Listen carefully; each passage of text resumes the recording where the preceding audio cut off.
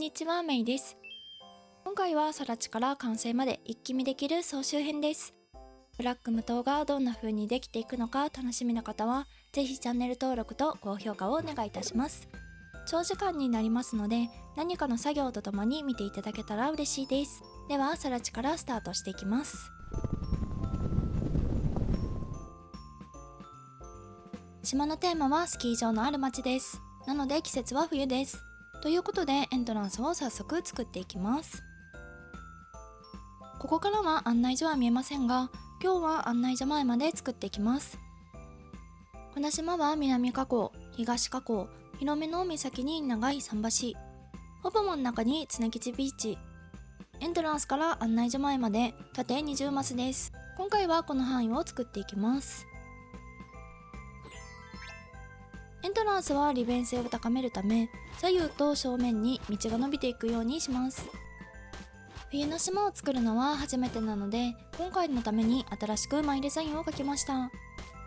もこもこの雪と道路にうっすら積もった雪の道です。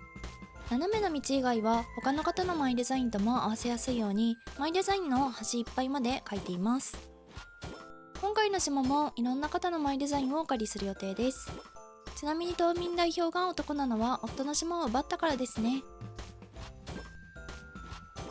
エントランスから案内所へ続く斜めの道ができました。お出迎えの街を作っていきます。斜めの道に合わせて西部の街並みを斜めになるように配置していきます。今回の街はカナダのウィスラービレッジがモデルです。趣味のスノーボードが好きすぎて以前住んでいた街です。中世の街並みも後ろに置きます。いい思い出も酸っぱい思い出もいろいろあるので、複雑な心境になりながら作っています。エントランスの近くには絶対に自宅を置くと決めているので、今回も自宅を設置します。薄い黄色をしていますが、後で濃い黄色に変えていきます。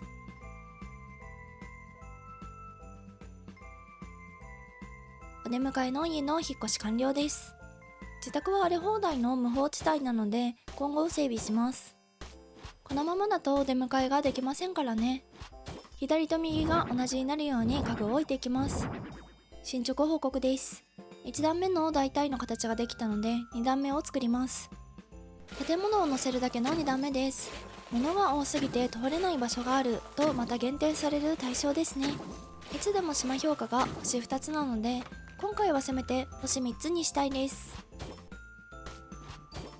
飛行機から見えてしまう場所はちゃんとマイデザインを貼ります。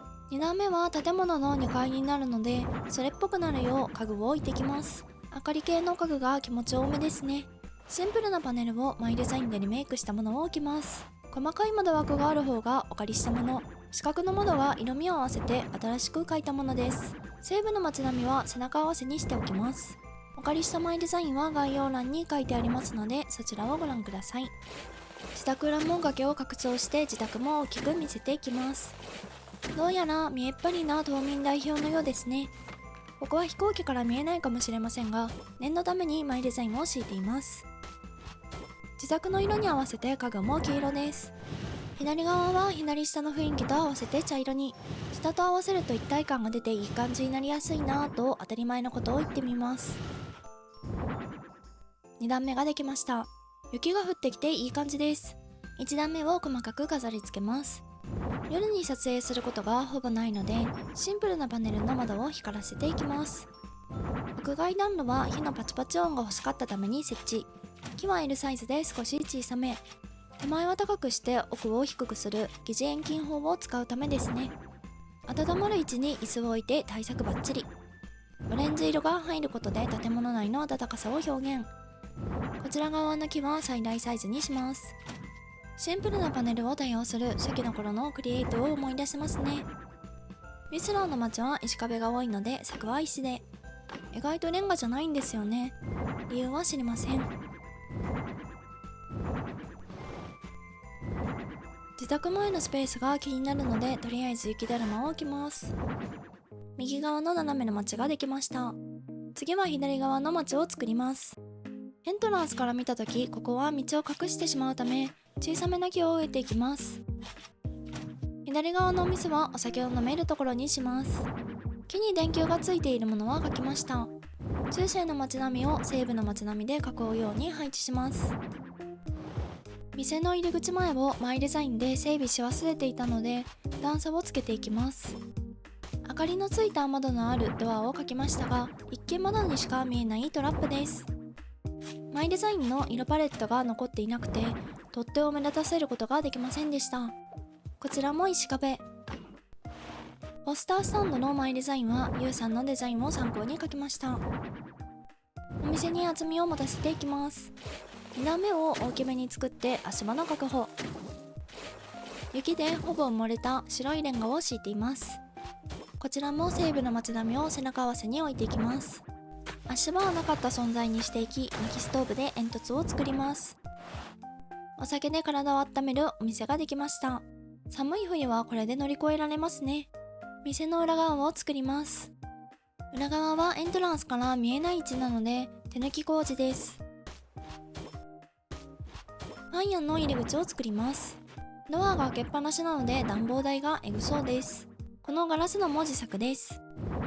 こちら側は出店方式のスープ屋さん。野菜がたっぷりなので案内所のタヌキたちの御用達設定です。お出迎えの街の出口を作ります。入り口があれば出口もあるのです。左側はまだ未定なので途中まで作っていきます。店の裏側ができました。パン屋で買ったパンとスープで小腹はバッチリ満たせます。パン屋はハリボテなので買うところはないんですけどね。エントランスから見るとこんな感じに仕上がっています。ビンタもウキウキショッピング中です。サクッと案内所前も作っていきます。天気が変わったのは日付を変えたからですね。案内所前も左右に道を伸ばします。毎度おなじみ、案内所前は左右対称です。うずめの姉子は追い出さないことを条件に島を奪い取ったので一生この島にいます。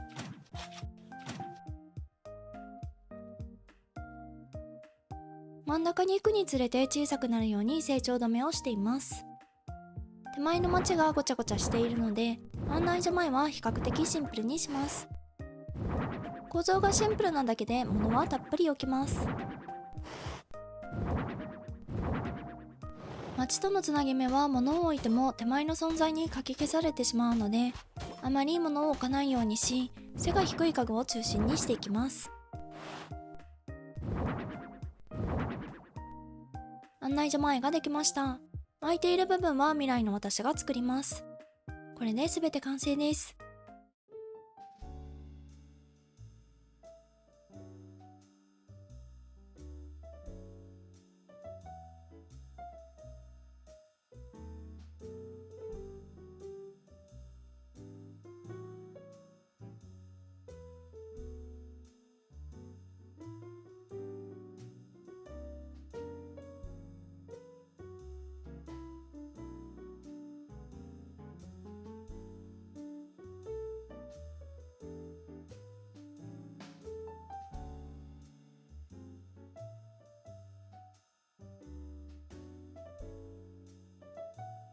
エントランスから右側は一区画と狭く、しかも前回作った町が食い込んできているのでさらに狭いです。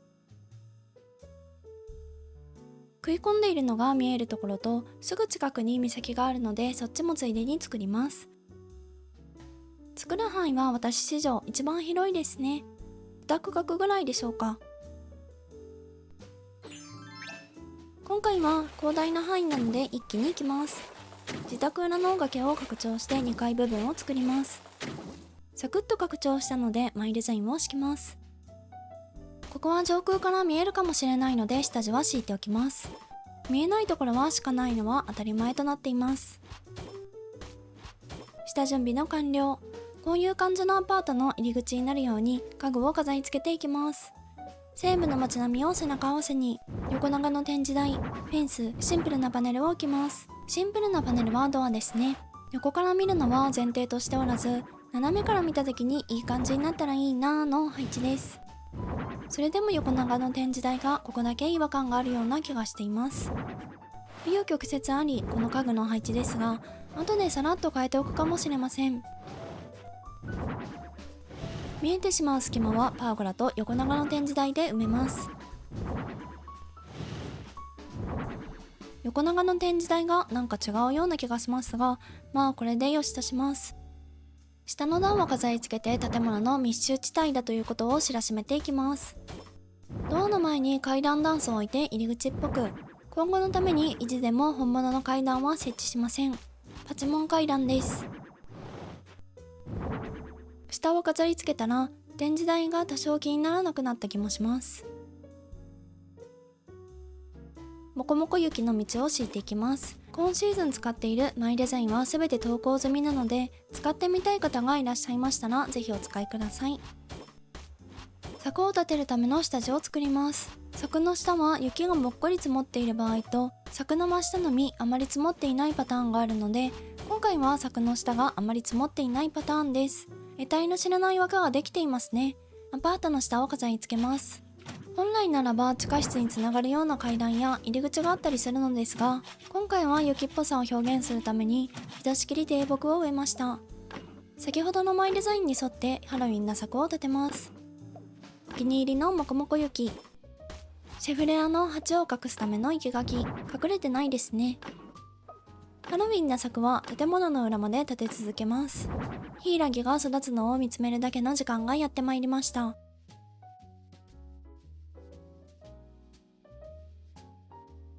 育つのを無事見届けましたね。怪しいお天気の中、本日のメイン道路を作っていきます。横断歩道に行く道を作った後、柵をつける用のマイデザインを敷きます。空いた中央は緑地化用の隙間です。3本しか植えないんですけどね。動画内で初お披露目のびしゃびしゃの輪立ちです。下側は違和感がないように道路をつなげます。U ターン専用道路です。中央線は追い越し禁止用にもちろん黄色です。つるつる滑る横断歩道、この街危険ですね。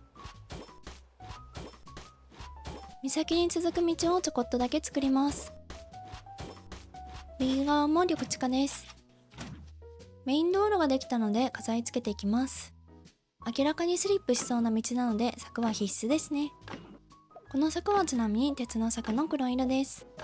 島の名前にブラックが入っているので黒多めを心がけています。前にこの島を作った時に名前負けしていると言われ、悲しい現実を受け止めたので黒多めです。何を置いているのか分かりませんが、シティサイクルとガーデンベンチを置いていました。スリップしましたね。力技でなかったことにしていきます。柵を立てておいてよかったですね。村の道は案内所までまっすぐ横につなげます。都会っぽく電話ボックスを飾ったり、放置自転車を置いたり、明かりを灯したりしていきます。島評価を気にして植林中です。大通りのある街ができました。メインが完成したので、ここで動画閉じるだろうなと思いつつ続きを作ります。岬に作るのは機械仕掛けのスチームクロック。バンクーバーに住んでいた時によくここを通りました。思ってるより数倍小さかったので数倍大きくしました。この島にあるのは魔改造されたスチームクロックですね。スチームクロックができました。時計どこにあるのかわからない状態ですが、この角度でようやく文字盤が見える仕様ですね。ちょこっとだけ敷いていた道をクロック前まで、観光名所まで迷わないように。低木を植えていました。時計に夢中になって道からはみ出ないように柵を。得体の知れない時計に見入りますからね。魔改造された異物ができてしまいました。よくわからない観光名所です。気を取り直して道の奥にトンネルと街を作ります。トンネルといっても車体はほぼ削り取られるので実質行き止まりですね。トンネルの黒さは横長の展示台で表現。完全封鎖です。トンネルにする意味はあったのかと不思議に思います。2段目は明かりと建物だけ作ります。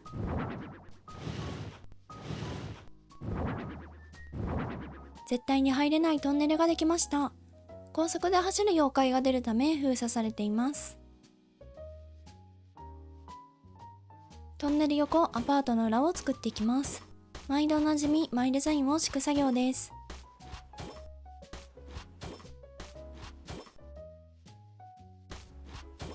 街ができる下準備完了です。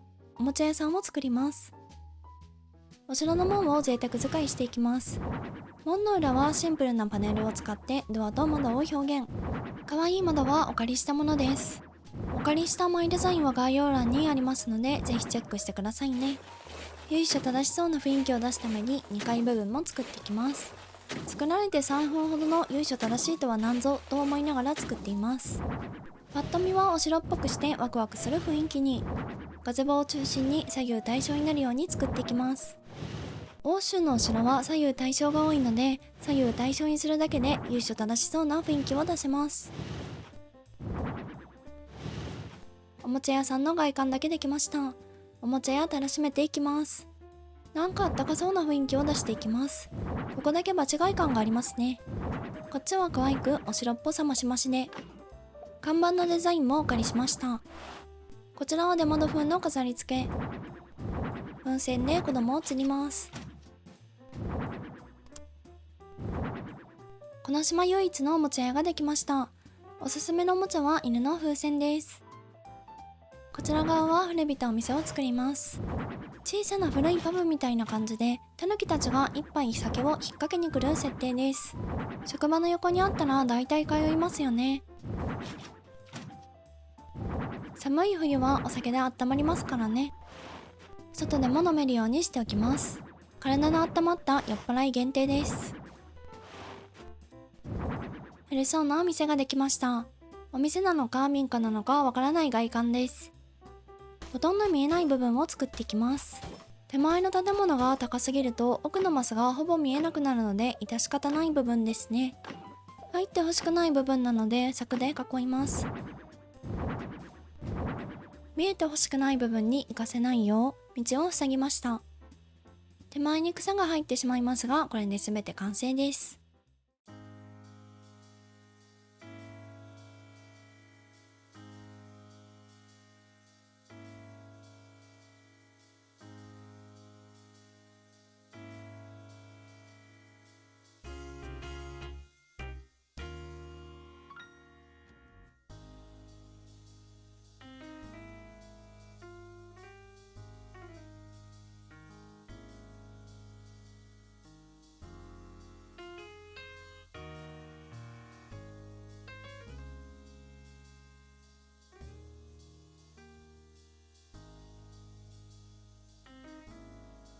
毎日毎日寒いですが、薄着で土木工事を頑張っていきます。はい、こちらが本日の作業現場です。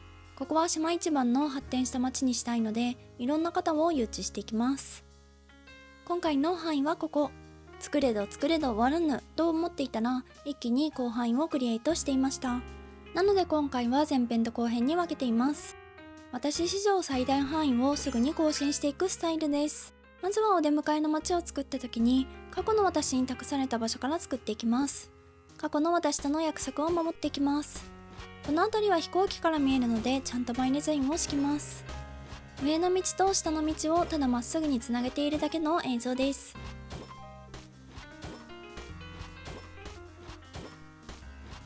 上と下の道をつなげました。違和感をなくすように家具を置いていきます。家具の背中が気になるので、家具の顔を向けて隠していきます。薪ストーブを素手で触ってやけどしないか心配になりながらも置いています。家の中身は床の間、飾り柱、薪ストーブと中を埋めるだけの家具図です。側面が見えないよう隠していきます。石窯を飾って煙の確保。この煙がいい感じに冬を演出してくれるので、本体は見えないよう家具の後ろへ隠します。あとは華やかさを足しています。道が狭すぎたので1マス拡張。道は3マスに拡張しました。ここだけしっかり足跡付きです。まるでここだけ歩いたかのようですね。中途半端だった道の続きを作ります。真ん中は町に続く道ですね。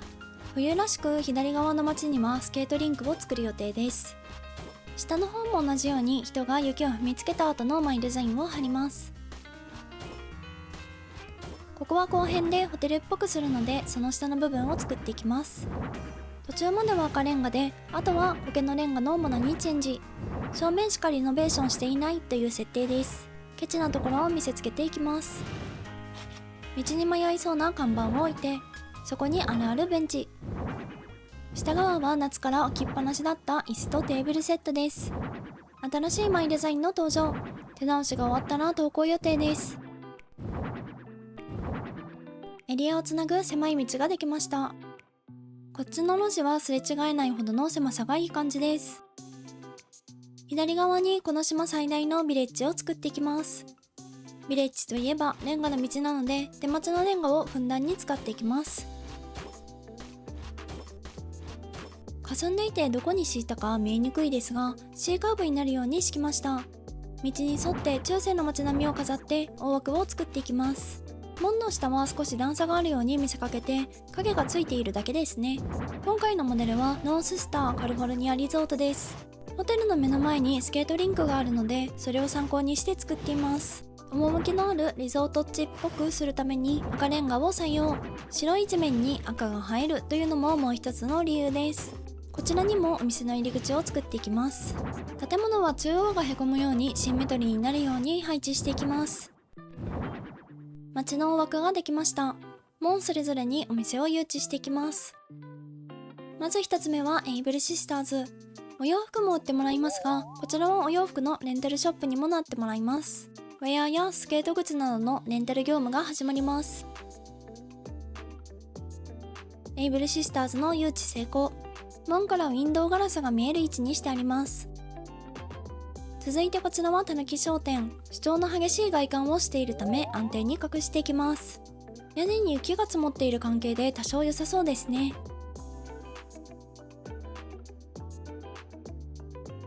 お店が隠れていい感じですね。3軒目はジャックのコーヒーショップと見せかけたホットワインを飲めるお店ですね。2年ほど前に内装を作ったままにしてあります。今回も変わらずワイン店を営んでもらいます。ワインバーの誘致完了。これで全てのお店がここに揃いました。自宅の近くを便利にしていくスタイルを貫いています。それぞれのお店の特徴が出るように飾っていきます。たぬき商店ではスケートリンクを使用するためのチケットなどを買う役割を果たしてもらいます。お金の管理といえばたぬきですよね。今回も街中に雪を目立たせるために自然物を植えます。家具に雪が積もらないのでせめたもの抵抗です。お店の入り口はそれぞれ光らせます。白い靴はスケート靴の見本、編み上げブーツを飾りました。適当に書いたレンタルズマーク。ミスラーのレンタル店は8割方こういう看板を掲げていました。たぬき商店の前とエイブルシスターズ前ができました。設計ミスがあちこちにありますが、これが代表の実力ですね。今日のお洋服レンタルはペイントつなぎですね。偽装ワイン店も光らせていきます。丸くて可愛い電球は何個あってもいいですからね。こちらが偽装用看板です。右側と同じになるようにホテル下部分を飾っていきます。結構お気に入りの組み合わせだったりします。コーヒーショップに偽装ワイン店ができました。全体で見るとこんな感じ。中央にスケートリンクを作っていきます。スケートリンクはちょっとへこましていきたいので周りに影をつけていきます。スケートリンクは楕円が多いイメージなので楕円になるようにしていきます。階段のマイデザインは書き直したものを投稿したので気になる方をダウンロードしてくださいね。土の道の上に氷の透明ドットありマイデザインを敷いていきます。氷は自作です。街中に突然現れたスケートリンクができました。思ってるよりいびつだったので後で直しておきます。スケートリンクを囲うように白いレンガをこれでもかと敷いていきます。道幅が2マス程度になるようにするために道の端には段差をつけます。スケートリンクは手直ししておきました。白レンガで囲えたので飾り付けをしていきます。スケートリンクはハロウィンの柵で囲います。この鉄の細さがいい感じに街に馴染んでくれるんですよね。柵は一瞬で雪が積もるので雪の街には外せないアイテムです。飾り柱はあえてグレーストーンにして目立たないようにしています。スケートリンク周りも左右対称になるように飾り付け。チケットをもぎ取るカウンター。誰がもぎるかは決まっていないので勝手にスケートし放題ですね。タヌキたちが起きていない時間がおすすめです。スケートリンクの完成です。ここから後半戦の始まりです。低木を終えて花壇風に。石壁を低木下に立てて疑似花壇にします。左側も同じようにレイアウトを。冬の街は暗くなりがちなので明かりを灯します。石壁は必須です。スケートリンク周りがいい感じに仕上がりました。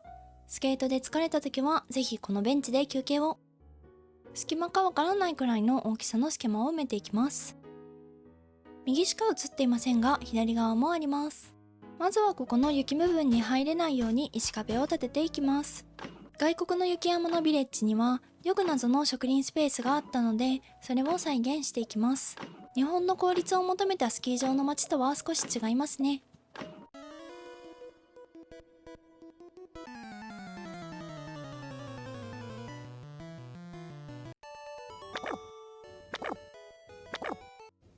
縄張りバトルに勝つことができました。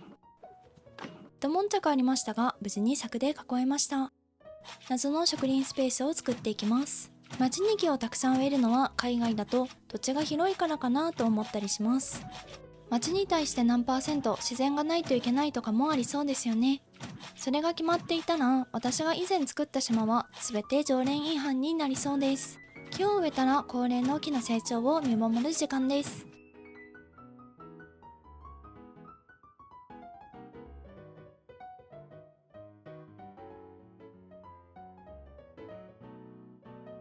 内側は成長止めをし、広場に被らないようにしてあります。さらに植林をしていきます。木が植えられないところは島種リコを置きます。右の隙間埋め完成。左も隙間を埋めていきます。広場側に低木を植えて、あとは島種リコ。左も右も大差ないですね。下が完成したので上の段にアパートを作っていきます。エイベルシスターズ横からジャックの家の方までぐるっと段差を作っていきます。すべての店を雪で埋もれさせる感覚で作っていきます。建物を崖で覆うと雪国感が増していきますね。ジャックの店の左側は何を作るか決めていますが、まだ今回は作らないので適当です。たぬき上にも段差をつけます。たぬき商店上に崖ができました。崖だと危なすぎるので建物にしていきます。下と合わせてこちら側も赤レンガの中世の街並みを。下と同じ色にしておいて、たぬき商店の派手な外観には目が行きにくくなる効果を狙っています。赤、オレンジ、黄色に青なんて主張の塊ですからね。たぬき商店が豪華だけど色控えめな建物になりました。エイブルシスターズ側から上側を攻めていきます。それぞれ入り口から見えるところは窓の前デザインを飾ってアパートの窓っぽくしていきます。この前デザインは調整が終わったので配布予定です。雪国のアパート作りにぜひお役に立てたら嬉しいです。家具全体を赤系の外壁を使って統一された街にします。ここは多分飛行機から見えるので3段目を作っていきます。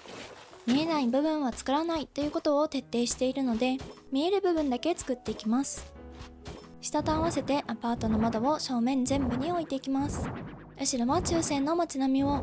3段目にも同じようにシンプルなパネル、中世の街並みを置きますが、正直見えないのでいらなかったなと思っています。ハリボテ感マシマシなので、せめて裏だけは屋根をつけていきます。2段目側面は中世の街並み中心です。ここだけ家具の量えぐいので注文する指が死にました。ついでに貯金も激減。街づくりって楽しいですね。エイブルシスターズ横にアパートができました。歴史がありそうな感じになったのでテナント料が結構しそうですね。次はたぬき商店横、ジャックの偽装ワイン店裏を作ります。右と同様にということを本日何回も言ってしまっていますが、それ以外特に言うことがありません。エイブルシスターズと住民宅は一マスほど横幅に違いがあるので、そこだけ違います。作っているものはずっとアパートです。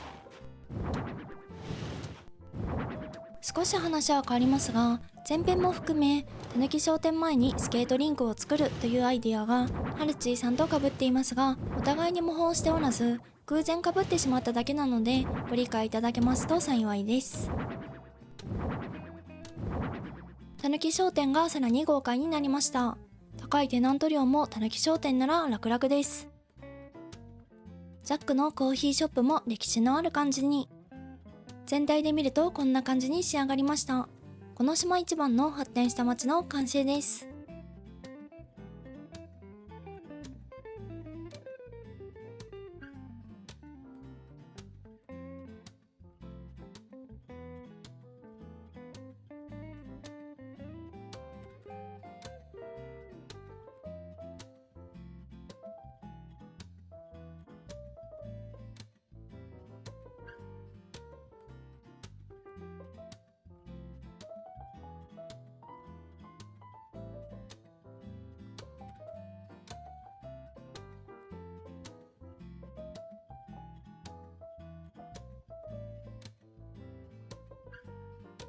ここから左へ駆け抜けていきます。街の部分は地図上の半分と決めているので、今回で多分街づくり編は最終ですね。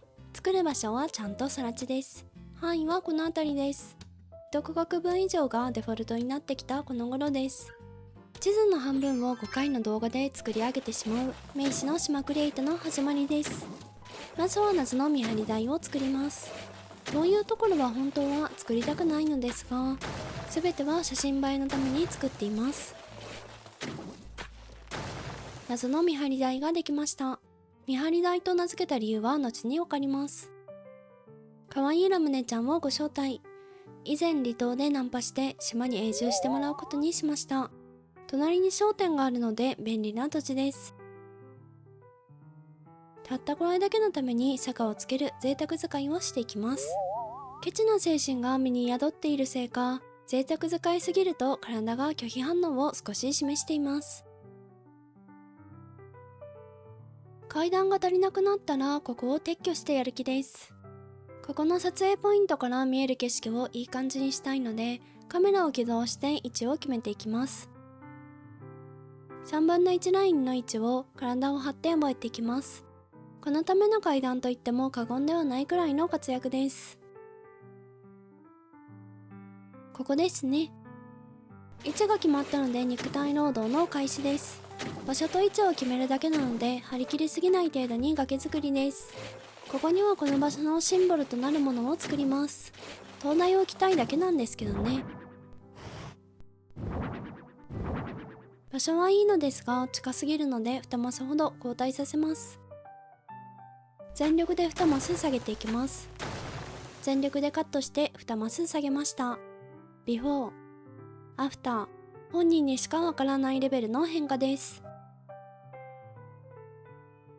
気を取り直して2段目を前回作った右の町までつなげていきます。つながりました。ちょっとだけ飾り付けをしていきます。ここのモデルの地はオーストリアのハルシュタットです。こんな素敵な感じになったらいいなと思って全力で頑張っている最中です。崖の橋ができました。理想の街になるように頑張って作っていきます。って言うていつも想像してたんと違うとなるまでがセットです。またもやこちらにも可愛い子ナタリーさんをお呼びします。この子も離島で出会いナンパして永住させています。可愛い子が2人揃いました。2段目をどんどん作っていきます。2人の家の隙間を埋めるように崖を作っていきます。隙間なんてものは最初から存在しなかったように埋めます。初登場の黄色の氷の柱、人生で初めて使っています。なぜここに置いたかというと、鉄格子の後ろが暖かく光ってるように見えますね。実際冷たいんですけどね。遠くから見るとこんな感じで光ります。ないよりかはマシ程度です。前に作った街とつながりを意識しながら2段目を作っていきます。意識しないと見えない位置なので後ろ側は作りません。今後見えてしまったらそれは力量不足ということで勘弁してもらいましょう。写真の手前になる部分は高さが欲しいので3段目を作ります。手前を高くして奥を低くすると奥行きが生まれるのでよく使う手法ですね。2段目の完成です。1段目の飾り付けをしていきます。今回も出ました植林タイム。ただただ木を植えていくだけの時間です。それ以上でもそれ以下でもない植えるのを見る時間です。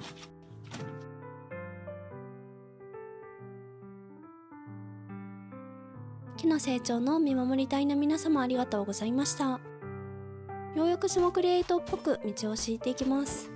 道を作る範囲は右の町へ続く道からナタリーちゃんの家まで。奥に続く道はなく行き止まりにします。道が敷けました。ちょっとおかしい足跡は消しておきますね。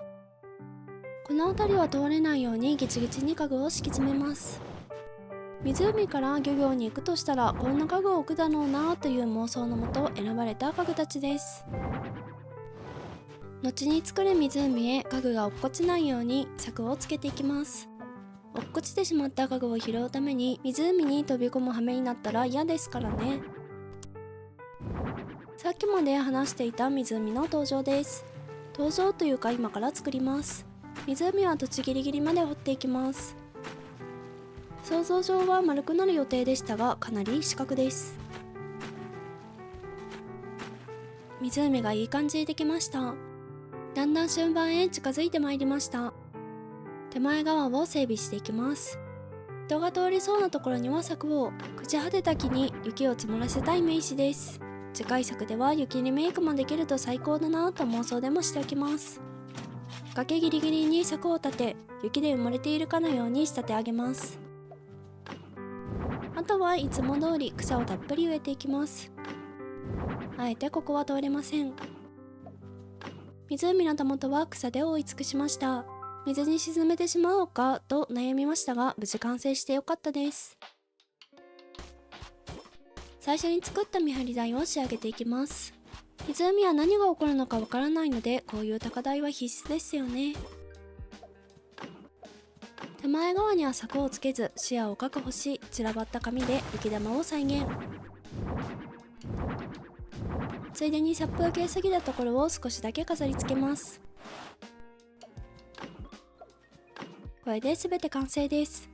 一部時期が外れたものがありますが OK です。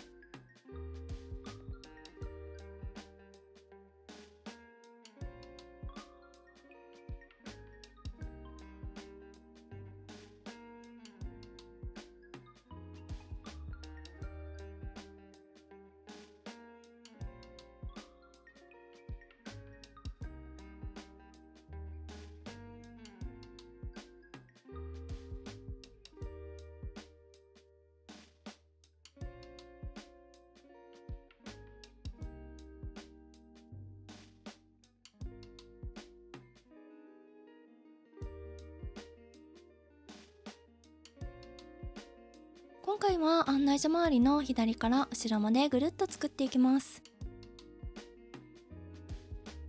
作る範囲は更地に見えますが、ちょっと目汚しシーンが流れます。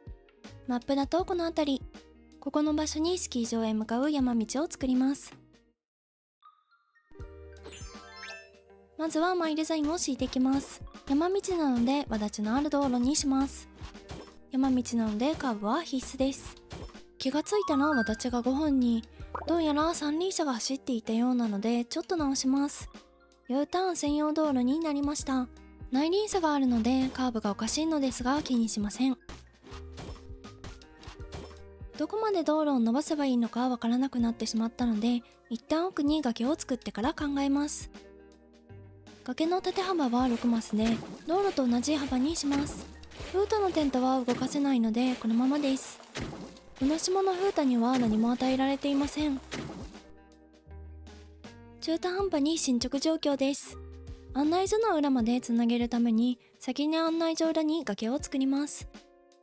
案内所から上に3マス開けたところから2段目を作ります。横は広場のレンガまで、フータ前の崖までつなげます。入り口も崖で埋もれさせてかなり不憫なフータくんです。島民代表はフータのことなど忘れ、崖作りに夢中です。2段目ができたので先ほど作った道路の続きを作っていきます。鬼畜の島民代表が道路の続きを作っています。山道の道路端は整備されていないことが多いので積もっている雪を敷いています。幼き頃からスキー場へ向かう道路を凝視していましたからね。道路は崖に突っ込みます。1段目の道路が完成です。特に飾り付けられていないのでただの線ですね。山道たらしめるために木を60本ほど植えていきます。たった2区画の間に60本とはまあまあな数ですね。木を植えているだけの動画が流れているのですが、何を見させられているんだろうという気持ちです。メリハリを作るために崖作り、上にも少しだけ木を植えます。哀れな風太のテント横にも植林していきます。オランジェ島では立派な神社の主、ストロン島では自由気ままな自給自足生活。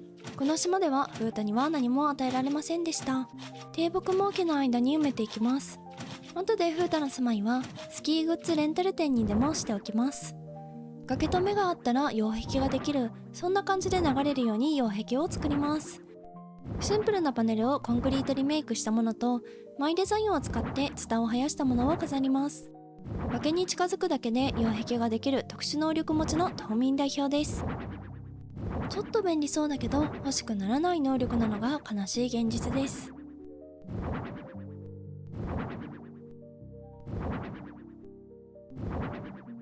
スロープを設置していきます。こちらの車線だけ上に上がります。奥の車線は頑張って這い上がるしかないですね。植林と擁壁作りが終わったので、毎回恒例60本の木の成長を見守る時間がやってまいりました。道路手前の木は道路にかぶらないくらいの大きさで成長止めをしています。植えた場所にもよりますが、M か L サイズがちょうどいい感じになりやすいですね。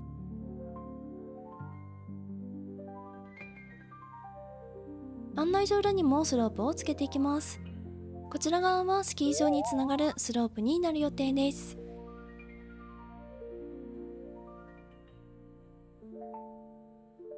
木の成長とスロープが設置できたので、いよいよ飾り付けです。色のところは消します。そして隙間埋め。いつか作ると放置していた場所のいつかがやってきてしまいましたね。田舎さを出すために西部の街並みを置いていきます。木が足りないところは島と練り粉を置き、光苔の岩で雪のかぶった荒れ地を表現。雲のマイデザインは今回のために描きました。本日の主役と言っても過言ではなかったのですが、意外と存在感が薄い主役です。森感が足りないところは麦畑で草も生やします。先ほどのクマがいい感じに見えないので位置の調整をします。こっちみんな状態にできました。道路側も整備していきます。看板も新作マイデザインです。雲と看板のデザインに需要がなさそうなので配布はしていません。ちなみに奥の針葉樹が最大サイズなのは、森の木はかなり背が高いのでそれを表現するためです。ガードレールの代わりに白色の鉄の柵を立てていきます。間が空いているのは山道のガードレールはあったりなかったりするので、それを再現しています。雪で埋もれるのであってもなくても同じかもしれませんね。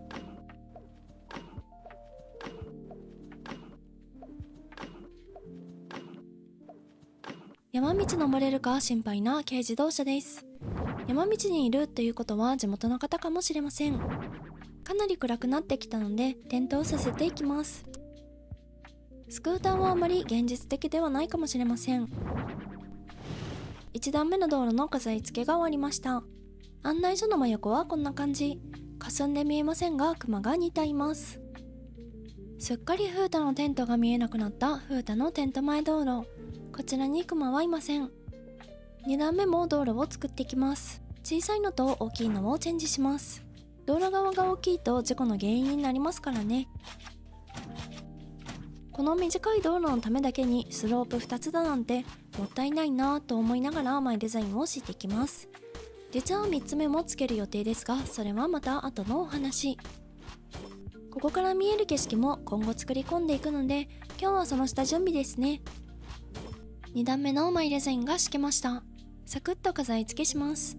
山道は1段目でかなり表現できたと思うので、2段目はかなりシンプルです。ジグザグになるように街灯などを置いていきます。2段目からは落っこちると危ないので、こちらはなるべく柵を立ててあげます。足跡がある場所の前に横断歩道を敷きます。山道の中にあったりなかったりする謎の横断歩道です。車を一旦降りないと確認できないので、実際には行ったことがないけど見たことがある状態のあれですね。2段目の飾り付けが終わりました。雪の道路だけなのでシンプルですね。ここから見える景色はどこかのお楽しみということで、これで全て完成です。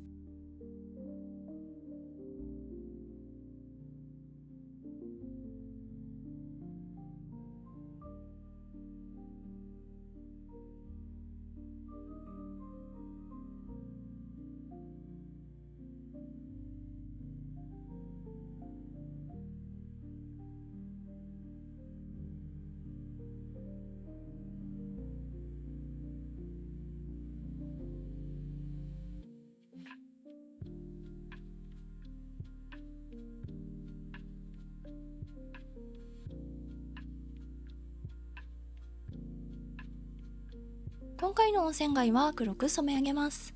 山道の途中に温泉はきっとあるあるだと思って作っていきます。作る範囲はここから見える景色すべて。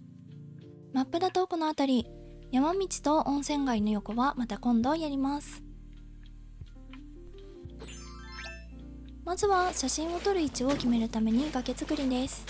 縦18マスの長さにします。橋を架けるために一旦カメラで確認。橋がかかったら感じになりそうな部分に向かって走り込みます。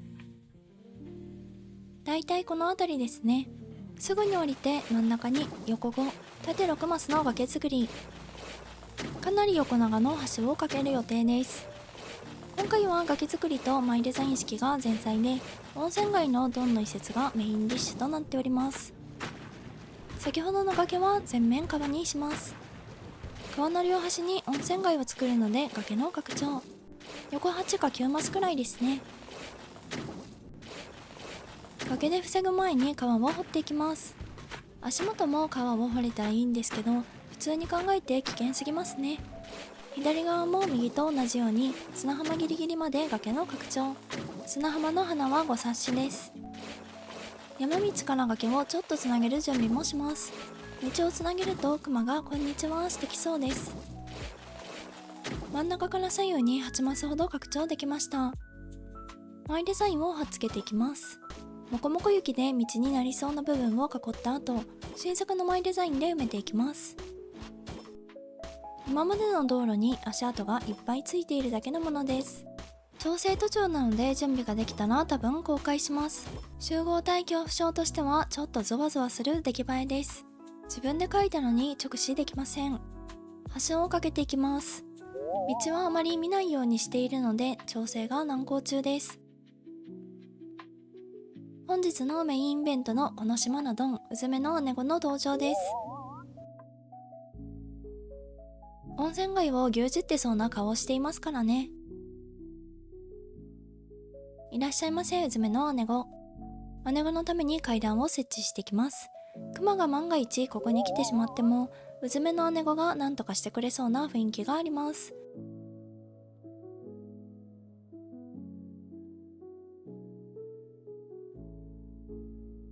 うずめの相棒マリリンの登場です。ピンクのゴリラの相棒といえばピンクのトラです。マリリンは離島で捕まえてきました。二度とこの島から出られません。二人のドンが揃いました。作りすぎた崖をなかったことにして、崖と崖の間は川を掘っていきます。スルッと間に入らせないようにするためですね。ハリボテ建築の裏側は見せたくないので、視界に入らないようにしていきます。温泉街からはハリボテ建築が多少見えなくなりました。ビッグボスたちの家の前を少し整備。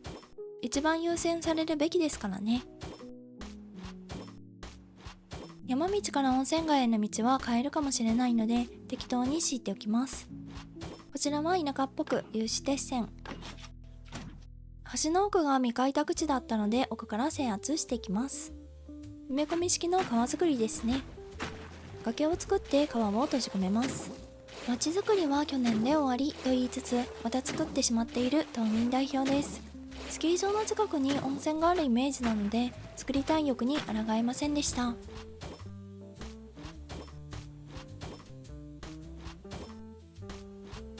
奥もつながったので2段目の飾り付けをしていきます。ここに温泉宿を作るので3段目を作っていきます。温泉に宿まであれば完璧です。最大に効率化された崖がこちらです。反対側も同じように作っていきます。作ってみたものの反対側での再現が難しくて橋を何度も行き来しました。ひらがなの「う」しか見えない崖ができました。奥行きを出すために奥の崖を中央に1マス増やしています。ブラック無糖にふさわしい黒い温泉宿を作ります。中世の街並みを一生置いていくだけのお仕事ですね。中世の街並みの置き方としては川の前に立った時にいい感じに見えるように置くだけですね。一部明かりのついた窓をつけて営業中っぽく見せかけていきます。一部削っておいた場所に中世の街並みを滑り込ませると、下と上がつながって見えるような錯覚があるような気がします。こちらがマリリン管理の温泉宿ですね。いろいろ詰め込まれていますね。次は射程を読んできます。マリリンの射程はビンタ、純粋そうな射程です。彼は若いのでまだまだぼんやりしたところがありますが、可愛いので全てが許されます。家の外観は揃えてあります。ぼんやり坊やが崖から落ちないようにちゃんと策をしておきます。安全第一でやらさせてもらってます。今回の植林はちょっとだけ、お城の門で手前と家をつなげます。斜めからじゃないとよく見えないビンタくんの家です。マリリンの城が終わったので、次はうずめネキの城です。やることは先ほどと同じですね。黒くて重量級の壁をひたすらに立てるだけのお仕事です。ちなみにここのモデルは銀山温泉ですね。いつか行ってみたい場所の一つでもあります。川の両側に建物が並んでいるレイアウトだけ参考にしています。この島は洋風な建物が多いので、この島風にアレンジして作っている感じですね。つまり何も再現されていません。開けっぱなしガラス戸は入り口ですね。雪が入ってきて寒そうです。うずめの城ができたので、うずめの射程を読んできます。うずめの射程はブルースです。純粋そうなビンタよりだいぶくせ者ですね。この世界に入って長いような雰囲気もあります。これで温泉街の住民が全て揃いました。だいぶ濃いメンバーです。うずめの姉子に長く仕えてきたであろうブルース君の家を整備します。見えそうな場所は中世の街並みを置きます。反対側も多少気にしないといけないけど、そこまで気張っていかないスタイルでやっています。右下が未定なのでこんなもんで勘弁されときます。うずめの姉子の家の周りはシンプルな飾り付けです。看板は湯船と書いてあります。マリリンの家もうずめの姉子邸に合わせてシンプルに。使っている家具は同じですね。言い忘れていましたが、この黒い温泉街はなるべく左右対称になるように作られています。パッと見住宅街ですけどね。左右対称になるように街灯と柵を飾っていきます。左右対称は魔除け的な意味もあると聞いたことがあるので、魔除けの要素強い温泉街です。この島、熊も妖怪も住んでいるので、そういうのが温泉に温まりに来たらたまったもんじゃないですからね。家の裏は植物を置いて奥の汚いところを隠します。今後ここから見える景色も作る予定です。いろんな撮影スポットを作る計画だけはしています。これで全て飾り付けが終わりました。全て黒でまとめて赤い端だけ目立つようにしています。家の中がまだ手つかずなので、どこかのタイミングで温泉にします。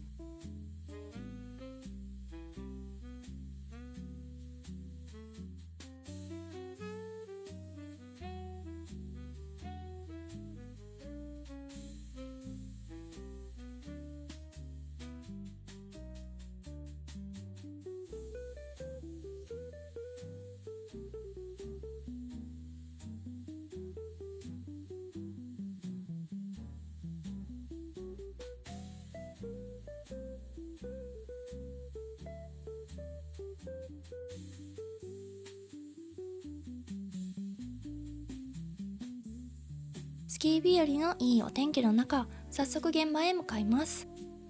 最横から作っていくので結構遠いですね。いいお天気すぎて目が痛いので雪を降らしていきます。ここから見える景色をスキー場へ変えていきます。作る範囲はこの辺り。マイデザイン教の私ですが、今回は初めてマイデザインは使いません。最横の一番端から崖を作っていきます。2段目は縦15マス、横18マスを目安に作っていきます。今回は海外勢の方のアイデアをお借りしてリフトを作っていきます。詳しくは概要欄をご覧ください。アイデアがすごすぎて天才です。大まかに2段目ができたので3段目を作っていきます。3段目は縦10マス、横16マス程度ですね。ということで今回のラフスケッチです。こんな感じで全体のイメージを描いてから島クリエイトをしています。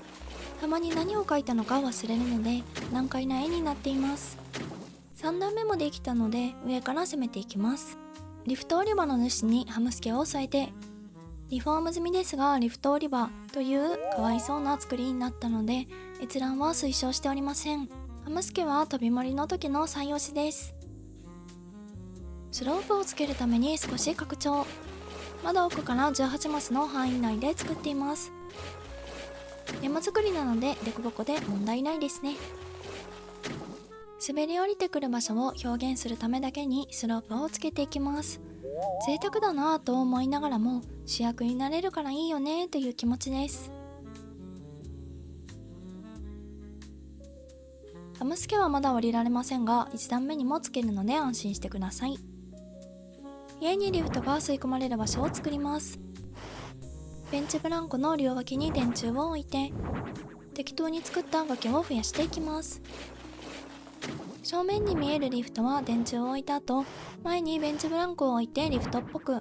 お借りしたアイデアはこれですね。たまに降りてリフトと崖がぶつかっていないかチェックします。この場合は崖とリフトがぶつかっているのでアウトですね。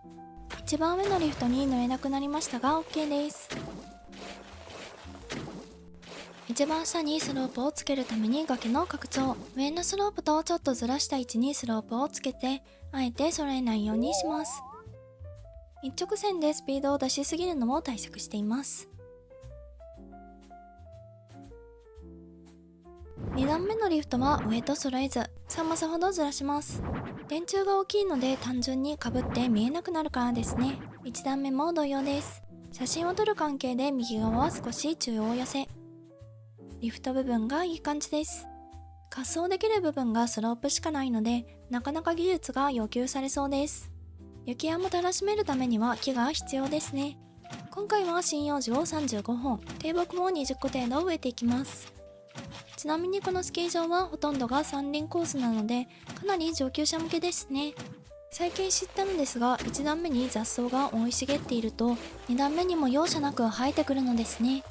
凄まじい生命力がここにあります。木の植え方は木が成長した時リフトや家などに多分被らないだろうというところと被らないくらいまで成長させて止める前提で植えているところもあります。逆を言えば他の部分は何も考える必要がないので適当に植えます。山を置いて最終地点だけ決めておきます。成長させきった時に想像と違ったら根元から引っこ抜けば問題ありません。ここ成長させすぎたら怪しいかもと思った時はとりあえず成長止めをしています。あとはあまり大きな声では言えないのですが成長止めした木をポッケに突っ込んで保存しています。木が入るやばいポケット持ちですからね。この画面上だけで50本もの木が植えられています。今回も成長を見届けましょう。ヒイラギの実が集合しすぎていたので消してきました。下の段にも山を置いて山っぽく端処理をしていきます。団子3兄弟ならぬ山3兄弟って感じです。隙間が気になるところにハリボテの木を島クリエイトで初めて使いましたがいい仕事をしてくれますね。隙間が埋まってさらに山っぽくなりましたね。ハリボテの木はちょい見えぐらいがちょうどいいですね。とはいえハリボテ感が結構あるのでこの場限りの付き合いにしたい所存です。リフト売り場はスキー板立てかけるものを、ナイター営業もできるように街灯も、ちょっと上からのアングルだとこんな感じの仕上がりになっています。大本命の下からのアングルだとこんな感じ。ずっと作りたかったので嬉しい出来栄えです。これで全て完了です。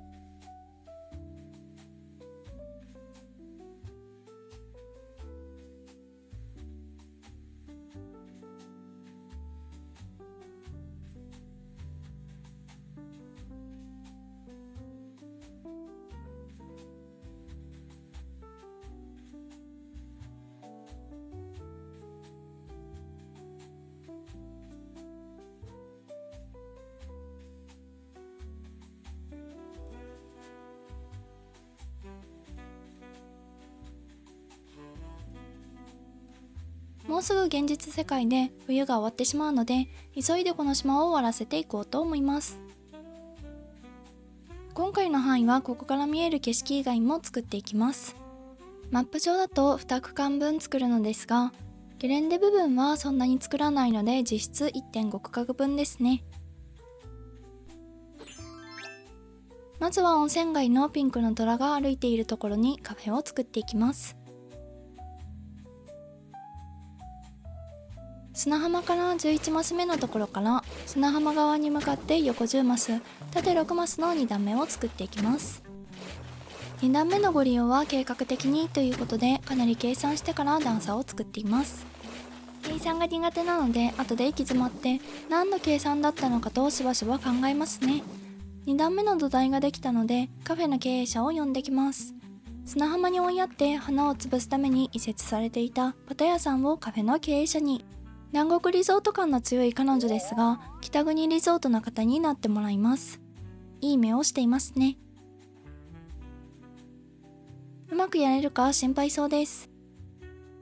2段目をフェンスで囲っていきます。階段は後で設置するところは開けておきます。ぐるっと1周フェンス15個分です。上に柵を立てても落下防止にはなるのですが、1周分マスが1マスずつ減ってしまうので、フェンスを立て階段以外どこからも登れない要塞にします。リゾート感を出すために丸太の階段、鉄の階段の方がスキー場っぽいですが、色合いが好みではないので丸太です。階段の寄付を忘れていた愚か者によってパタヤさんは一日中要塞に閉じ込められました。スキー日和ないいお天気が続いていましたが、ここからは雪でお届けします。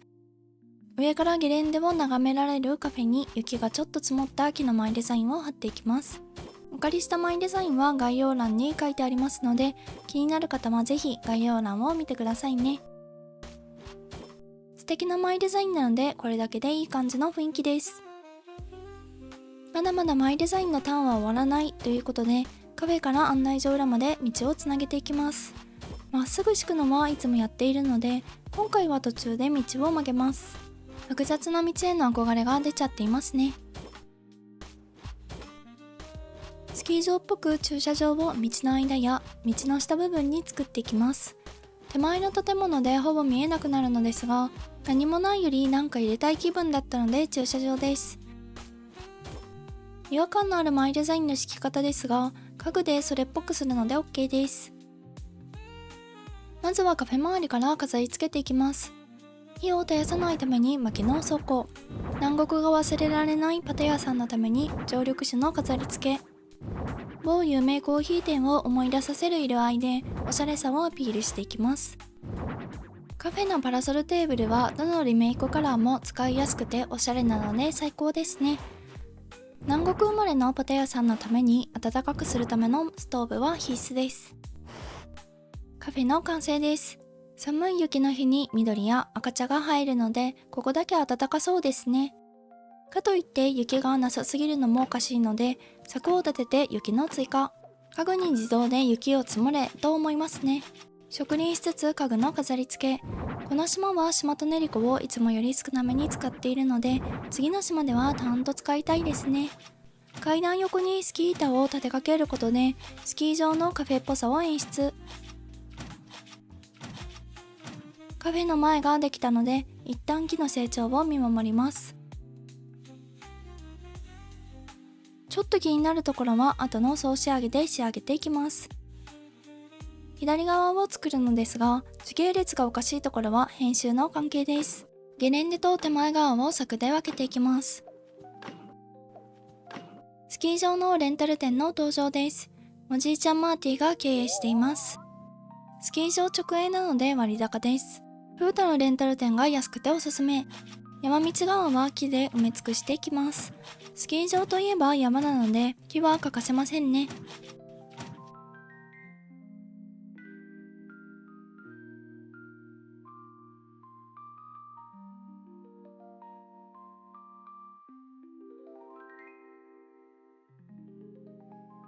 すべての木の成長が終わったので飾り付けタイムです。ここもクマを出しておきます。クマの出るスキー場とは怖すぎますね。西部の街並みで小屋作り。レンタル店ってこういう謎の小屋あるよなぁと思って作っているだけなので、何が入っているのかはわかりません。ブルドーザーはスキー場へ行く道によくある除雪車ですね。左端ができたので真ん中ら辺の飾り付けをしていきます。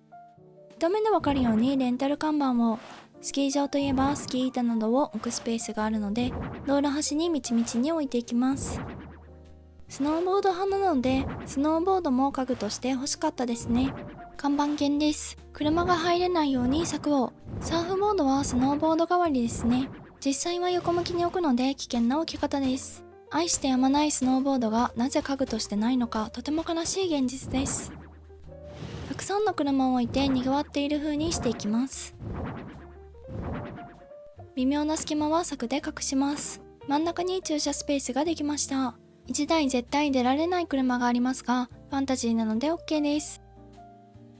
斜めで見た時にここが気になるのでちょっとだけ出していきます。微妙な隙間は全部柵、または低木ですね。そういえば熊のいる島なのに熊の足跡がないのはおかしいと思って熊の足跡をかけました。柵と足跡をつけただけですがまとまりました。これでカフェと入り口ができたのでゲレンデを少しだけ飾り付けます。ゲレンデは広々と使いたいのでちょっとだけスノーボードのマイデザインを敷いていきます。積もりたてのパウダースノーという設定なので他の滑った跡はつけません。こちらは反り滑り跡ですね。スノーボードが滑ってくる無人のゲレンデができました。入り口から見るとこんな感じ。狭めのスキー場です。カフェからはちゃんとスキー場が見えるようになっています。これで全て完成です。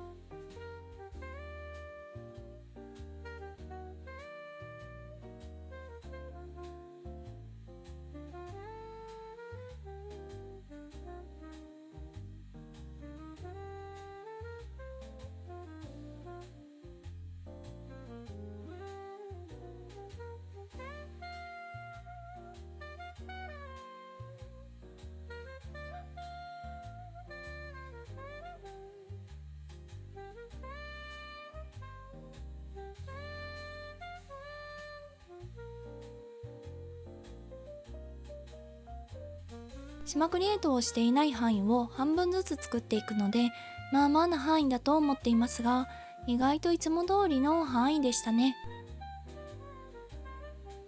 まずは温泉街の裏手側ですね。ここに円形を作るのと、余っている縦のスペースとその奥も作っていきます。マップだとこの範囲になります。いつもの範囲に毛が生えた形ですね。奥までまっすぐ道を伸ばしていきます。ここに駐車場を作るので、駐車場から降りた後、みんなで車道の真ん中を歩いていく感じの道ですね。今敷いているのは駐車場スペース。白線は雪で消えるので黄色です。ここだけ違うのは後でバイクを置くから。駐車場のマイデザインが敷きました。誰もいないので駐車場かどうかまだ誰もがわからない状況です。温泉街にみんな来ているよアピールで、誰の車かわからない車をたくさん置きます。住民の数にしては車の数が多いので観光客でしょうね。これでもう駐車場ですね。危険の潜む温泉街へようこそ。木を植えるために過去の私が頑張った崖を崩します。この道を越えた先に後で湖を出現させる予定です。ですがいろいろとトラブルのある島なので、この先危ない看板も抜かりなく立てておきます。ちょっと整備された雰囲気を出したいので、木の間に生垣を立て、それを囲うようにハロウィンな柵を。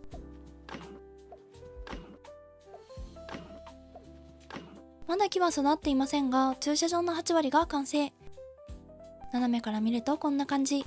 よくありそうな感じです。ロープをくぐり抜けたやんちゃな足跡があるのでなかったことにします。みんな温泉に向かった風の足跡に直します。ついでに看板も見やすく手前に出してきました。毎回ありすぎ、もうしつこいくらいの木を見つめるだけの時間。最大まで育てたら森感がちょっと出てきましたね。この先道が険しくなるのですが、先に円形から作ります。次の舞台は温泉街から見える景色作り。天橋立風な景色を作ります。あくまでもモデルなので全然違います。草時を逆 C カーブになるように植えていきます。いつも普通の湖を作っているので、今回は観光名所になりそうなものを作りたくて、湖の真ん中を分断する形のものを作ります。いつでも水浸しが好きな人間なので、湖を作るのに抗えないですね。C カーブの草の集合体ができました。これ以上増殖させないように透明のマイデザインを貼っていきます。どこに敷いたか忘れてしまったので、一旦透明から色をつけて確認。前の時のも残っていて汚い感じですが見やすくなりました。しっかり囲わないと増殖が止められないので、四隅もしっかり透明に戻しておきます。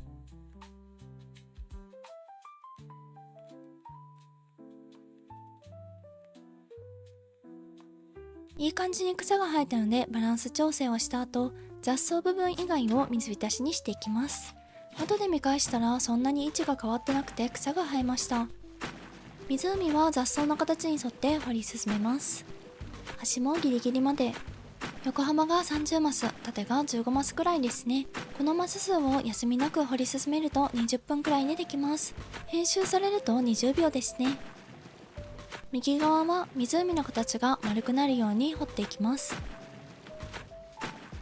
駐車場側から見える湖の端はこんな感じ。温泉街からの湖の様子です。微調整していきます。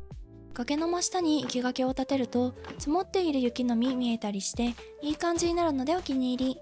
温泉街の道を変えていきます。奥に積もっていた雪を手前に持ってくるだけの変化です。ビンタの家の裏も整備。この温泉街で一番下っ端なのでいろいろと荷物が多い設定です。滝側に柵を立てて廃材をビンタ宅の裏に。これで温泉街からの景色は完成です。湖で囲われているので雑草の増殖がなくなるのがいいですね。駐車場から見える湖の端処理をしていきます。まずは湖に沿って道を敷きます。湖から一マス開けたり開けなかったり適当です。風太のテント裏にも道を。風太のテント周りは次回の動画で整備していきます。湖沿いの道ができました。ちょっといびつなのが気になりますね。目線が奥に抜けるようにするためにこの辺りにシンボルを置いていきます。シンボルは灯台です。海沿いなのであるあるですよね。奥行きが全然足りなかったので岩場もがっつり使っていきます。偶然ここに岩場があってよかったという思いです。湖の奥に目線が行くようになりましたね。ちょっと行ってみたくもなります。いびつすぎて不自然な道をもう少し修正。やはり適当に敷いた道は修正が不可避です。湖から一マス開けが正義ですね。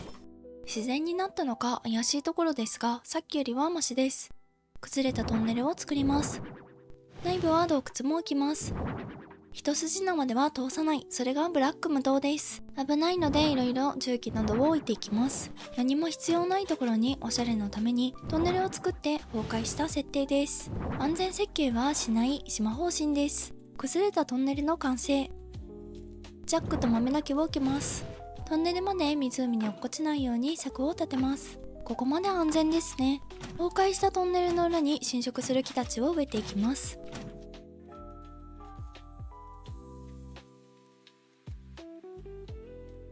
本日3度目の成長を見つめる時間でした。道の奥を整備していきます。街灯の場所をチェンジ。この辺りがスッカスカだったので植物で隙間埋め。植えられないところはハリボテの草です。これで湖の端処理は完了です。崩れたトンネルがお気に入りです。住民の反対を押し切った島民代表の末路って感じですね。一応奥のベンチに山を抜ければ行けます。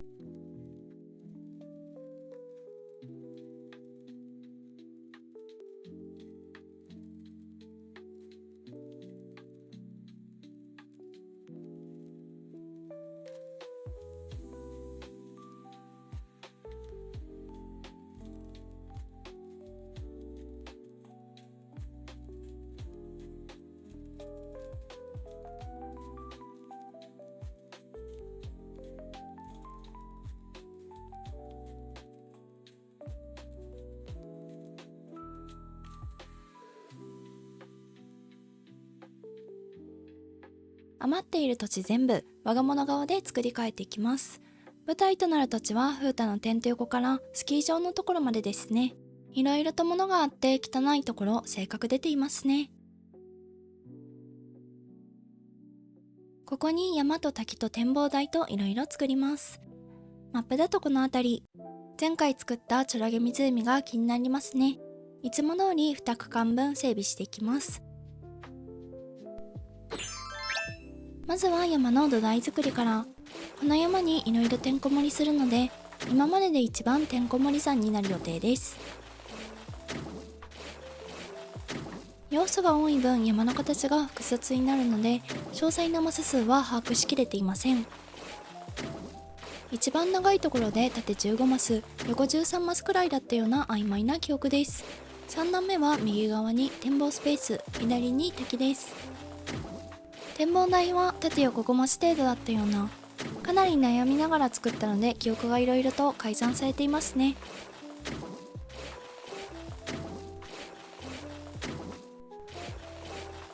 紆余曲折ありながらも山の土台ができました。滝などいろいろ作っていきます。先人の教えで上から作れと学んだので上から作っています。滝の吹き出し口に洞窟を正面向きに、滝にかぶせるように洞窟を後ろ向きにかぶせるといい感じになるような気がします。遠くから見ると水が滝から出ているように勘違いしてしまいますね。山はこんもり感が欲しいので広葉樹がメインです。木が植えられないところは低木で、展望デッキは柵が必須。柵を囲えば何もなくても意味ありげに見えるからというしょうもない理由もあります。丸太の柵に合わせて丸太の階段。山道といえば木ですよね。期待を裏切らないいい雪の積もり方です。いつもなら階段設置後すぐ24時間後にしてしまいますが、今回は植林があるのでやりません。2段目にも滝をこんにちはさせていきます。細長く3段目とつなげます。洞窟下も掘りたいですね。ついに最終回で出てきてしまった水の舞デザイン。敷くつもりはなかったのにおかしいなと思いつつ、思い通りの川ができなかったため頼りにしました。上と同じように洞窟を滝の前に重ねて、その手前に松ですね。松の下部分が盛り上がっていて、水の舞デザインと相性がいいんですよね。滝の様子はこんな感じに、不自然な部分は後で隠れるので OK です。舞デザインの幅に合わせて川を掘って後に橋を設置します。橋で舞デザインを隠す作戦です。さあ始まりました植林タイム。アウトドアスコップの黒色を持って広葉樹低木を植えていきます。最初で最後のつるをかけました。石壁はどうやら崖肌を隠したいようですね。植林は道ができそうなところを避けています。横にスキー場があるので植え方はかなり気を使っている様子。崖を拡張し始めました。3マスということで木を1本真ん中に植える予定なのでしょうね。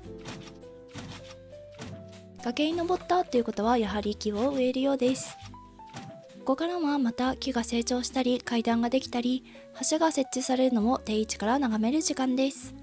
何を見せられているのか少しシュールな気持ちになりながら眺めています。この時間もあと少しで終わりですからね。いろいろ設置が終わったようです。お疲れ様でした。ということで見せたい部分に被らないように木の成長を途中で止めていきます。山の形になるように植えたり変えたりします。主張の激しい広葉樹は後ろに下がらせます。ポッケにしまっておいた木を植えて、隙間が気になっていったところにいろいろ配置。ストーンヘンジは初めて使いました。なだらかな山になりました。この空いている部分は後で作ります。橋、階段、奥の道とつなげるのにかなり苦戦した場所です。無理につなげない、それが先人の教えでした。道は1段目までです。上はマイデザインをつけません。丸太の柵を左から右へ流れるように設置。柵の内側には事前に雑草などを植えておきます。柵で囲った後は面倒ですからね。誰かが運んだ観光望遠鏡。椅子を置いて休憩もできるアピール。中腹おやつは欠かせませんね。展望デッキの完成です。滝横を歩き、山を登り、海を見る。なんて階段の贅沢使いなんでしょうか。正面から見るとこんな感じに仕上がりました。最後に余ったスペースを作って終わりです。風太のテント裏からプライベートビーチまでの隙間ですね。ここはさっきの景観を崩さないように慎重に作業します。と言っておりますが、木に囲まれているだけの土地にします。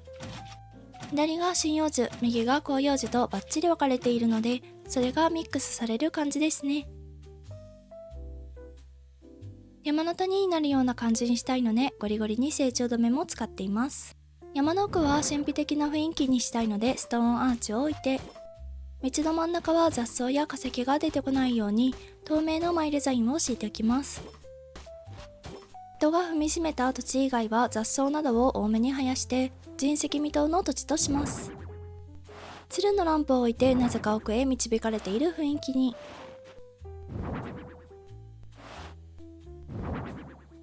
夜になると光苔が怪しく光るので、この辺りは直感的に行ってはならぬと思うでしょうね。テント裏からビーチに続く道ができました。特に何もビーチからやってきませんが、何かがやってきそうな雰囲気です。テント裏から見るとこんな感じ。横断歩道から見た景色はこんな感じになりました。竹の山の景観も崩さずいい感じです。これで新ブラックムと冬島編はすべて完成です。ブラックム島の最後の島クリエイトはいかがだったでしょうか。次回は完成したブラックム島のお散歩動画となります。完成した島を見てみたいと思った方はぜひいいねボタン、チャンネル登録、メンバー登録がまだの方はお願いいたします。SNS もやっていますのでお気軽にフォローしてくださいね。最後までご視聴ありがとうございました。また次回の動画でお会いいたしましょう。